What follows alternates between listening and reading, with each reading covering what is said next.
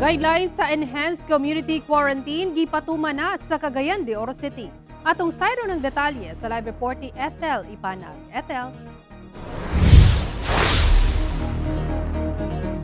Sara, daghang motorista ang stranded sa Opol quarantine checkpoint pasulod sa Cagayan de Oro City. Samtang pipila ka mga establisimyento ang gipasirad-an sa lokal nga kagamhanan.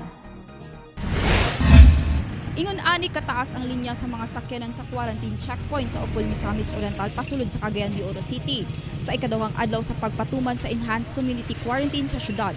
Matag traveler, gipangitaan og dokumento kung essential ba ang biyahe aron mapugan ang pagsaka sa COVID-19, labi na ang Delta variant.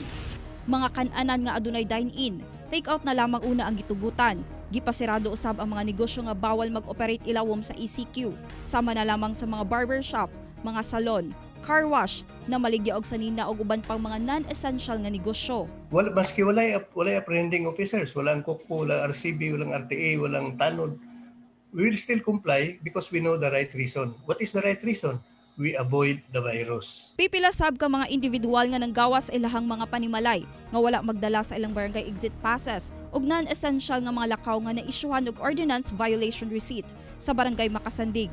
Magpabiling gihapon ang curfew gikan alas 9 sa gabi hangtod alas 5 sa buntag. Ang pinaka-guideline po talaga stay home.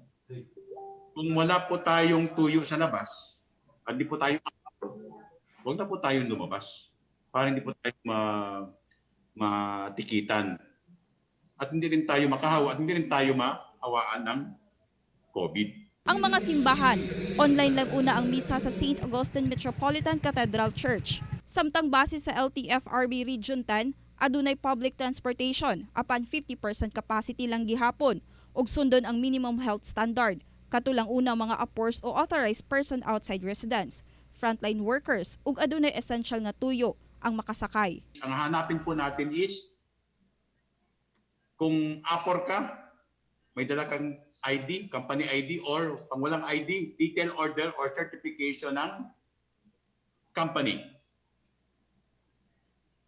Then kung sasakyan po essential, yung cargo, yung mga sasakyan po natin, dapat po may nakalagay yon na essential with DTI certification.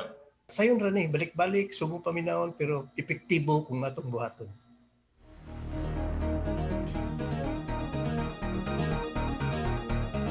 Sara, hangyo karon sa lokal nga kagamhanan nga mutuman na lang sa quarantine protocols aron malikayan ang pagsaka sa COVID-19 cases, labi na ang gikahadlukan nga Delta variant. Sara. Okay, daghang salamat, Ethel Ipanag.